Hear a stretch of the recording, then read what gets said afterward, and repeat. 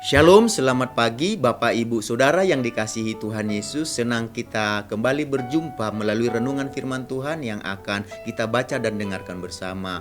Damai sejahtera dari Tuhan Yesus, kasih dan kuasa-Nya, pertolongannya senantiasa melimpah dan menyertai kehidupan kita semuanya. Sebelum kita dengarkan firman Tuhan, mari kita bersatu di dalam doa. Tuhan Yesus yang maha baik, hati kami tidak henti-hentinya dipenuhi dengan rasa syukur dan terima kasih buat nafas kehidupan dan hari yang baru yang Tuhan Yesus karuniakan kepada kami, dan kami akan menjalani sepanjang hari ini. Sebelumnya berkati dan urapi firman-Mu sehingga menerangi kehidupan kami. Dalam nama Tuhan Yesus kami berdoa. Haleluya. Amin.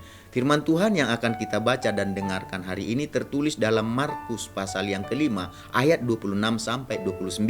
Begini firman Tuhan. Ia telah berulang-ulang diobati oleh berbagai tabib, sehingga telah dihabiskannya semua yang ada padanya. Namun sama sekali tidak ada faedahnya, malah sebaliknya keadaannya makin memburuk. Dia sudah mendengar berita-berita tentang Yesus, maka di tengah-tengah orang banyak, ia mendekati Yesus dari belakang dan menjamah jubahnya. Sebab katanya, asal kujamah saja jubahnya, aku akan sembuh. Seketika itu juga berhentilah pendarahannya dan ia merasa bahwa badannya sudah sembuh dari penyakitnya. Dari ayat-ayat yang kita baca dengarkan hari ini, kita akan berbicara tentang keadaan buruk menuntun iman kepada Tuhan Yesus. Keadaan buruk adalah keadaan yang tidak menyenangkan. Selama kita diberi nafas dan kehidupan dalam dunia ini, kehidupan yang kita jalani pasti akan terasa menyenangkan jika semuanya berjalan seperti yang kita pikirkan, jika semuanya berjalan seperti yang kita harapkan. Dalam kenyataannya, kehidupan yang kita jalani ternyata kehidupan ini tidak selamanya berjalan dengan baik dan menyenangkan. Ada kalanya kita diperhadapkan dengan berbagai keadaan buruk dan tidak menyenangkan. Sama seperti kisah seorang wanita yang menderita 12 tahun pendarahan. Selama 12 tahun ia berusaha untuk menyembuhkan penyakitnya, tentunya dengan pergi berobat ke berbagai tabib. Bahkan dikatakan semua yang ada padanya telah habis untuk biaya pengobatan, dengan harapan tentunya supaya keadaannya makin baik. Tetapi sebaliknya dari ayat-ayat yang kita baca dan dengarkan tadi, memberitahukan kepada kita bahwa usaha wanita yang 12 tahun menderita pendarahan ini sama sekali dikatakan tidak ada faedahnya. Malah dikatakan sebaliknya keadaannya makin memburuk. Apakah kita pernah atau sedang mengalami seperti yang dialami oleh wanita 12 tahun menderita pendarahan tersebut? Jika kita pernah atau sedang mengalami keadaan di mana kita berusaha dengan segala kekuatan kemampuan kita, segala pikiran kita sudah curahkan, sudah lakukan untuk mengatasi masalah atau pergumulan dengan harapan supaya kita keadaannya makin membaik. Tetapi sebaliknya, segala usaha kita, segala pikiran kita, segala kekuatan yang telah kita curahkan, setelah yang telah kita keluarkan, bukannya membuat keadaan semakin membaik, malah keadaan semakin memburuk. Dengan kata lain, gak ada faedahnya, semuanya sia-sia. Jadi kalau kita diperhadapkan dengan keadaan begitu, apa yang kira-kira kita pikirkan? Kalau kita perhatikan dari wanita yang 12 tahun menderita pendarahan ini, kita bisa belajar untuk menjadikan keadaan yang buruk yang kita hadapi sebagai sarana kita untuk apa? Untuk menuntun atau membawa iman kita kepada Tuhan Yesus. Jadi di tengah-tengah keadaan yang semakin memburuk, wanita 12 tahun yang menderita pendarahan tadi, dia telah mendengar berita-berita tentang Yesus, dan berita-berita tersebut telah apa? Telah membawa harapan baru baginya, bagi kehidupannya. Berita-berita tersebut menuntun keadaan yang semakin memburuk itu untuk beriman kepada Yesus. Oleh karena itu, dengan segenap kekuatannya, ketika ia mendengar tentang keberadaan Yesus, ia tidak tinggal diam. Ia berusaha membawa dirinya untuk mendekati Yesus. Sekalipun saat itu ia harus berusaha melewati kerumunan banyak orang. Setelah ia berhasil mendekati Yesus dari belakang dan menjamah jubahnya Yesus dengan penuh iman, ia berkata, aku sembuh. Dan seketika itu juga mujizat terjadi, berhentilah pendarahannya dan ia merasa bahwa badannya sudah sembuh dari penyakitnya.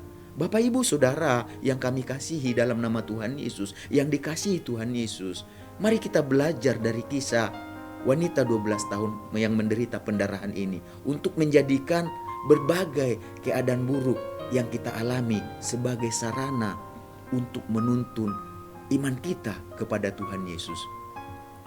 Belum tentu kalau kita belajar tentang wanita yang 12 tahun menderita pendarahan tadi, belum tentu wanita 12 tahun yang menderita pendarahan akan menuntun imannya kepada Yesus jika keadaannya baik-baik saja.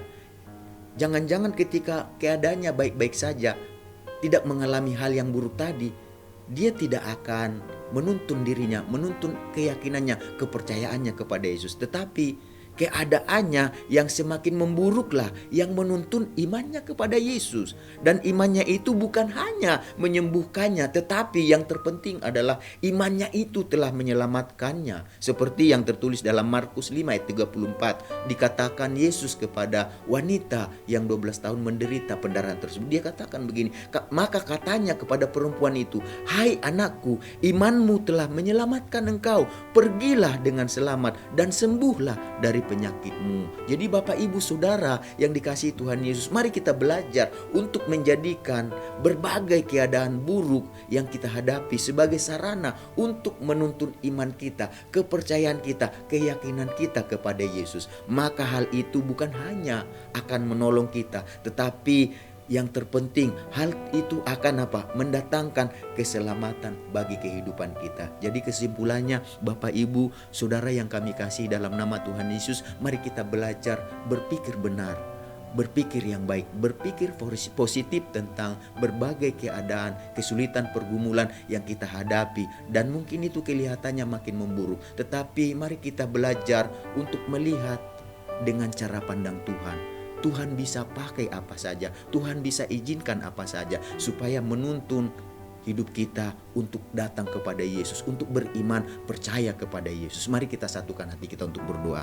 Tuhan Yesus, kami mengucap syukur untuk kebenaran firman-Mu yang sudah kami dengarkan. Kami berterima kasih supaya kami diajarkan bahwa keadaan buruk yang kami alami mungkin akibat dari pergumulan, persoalan, kesulitan hidup yang kami alami. Biarlah kami belajar untuk melihatnya bukan dari sisi positif, sisi negatif, tetapi sisi positif Tuhan Yesus. Biarlah kami melihatnya bukan untuk mendatangkan kesusahan bagi kami, tetapi untuk mendatangkan kebaikan bagi kami. Karena kami percaya Tuhan turut bekerja dalam segala hal demi kebaikan kami yang mengasihi Engkau Tuhan Yesus. Jadi biarlah kami Tuhan Yesus dalam hal-hal buruk kami belajar untuk membawa itu kepada iman kepada Yesus, untuk menarik kami supaya kami tidak mengandalkan kekuatan kami, pengertian dan hikmat kami, tetapi kami mau belajar di dalam kelemahan kami. Kami tuntun hidup kami untuk datang beriman, percaya dan yakin kepada Yesus. Terima kasih Tuhan, sepanjang hari ini kami mau belajar untuk menjalani